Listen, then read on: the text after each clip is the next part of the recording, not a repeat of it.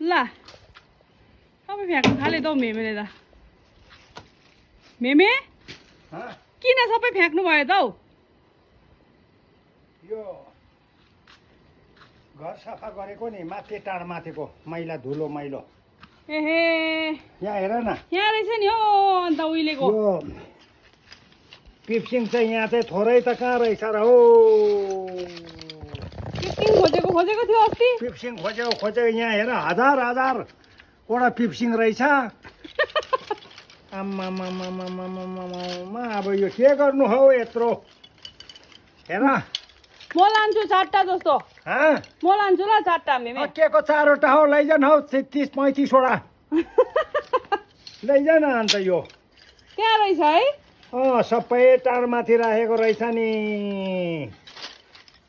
आज सबै मेमेले यहाँ निकाल्नु भन्छ घर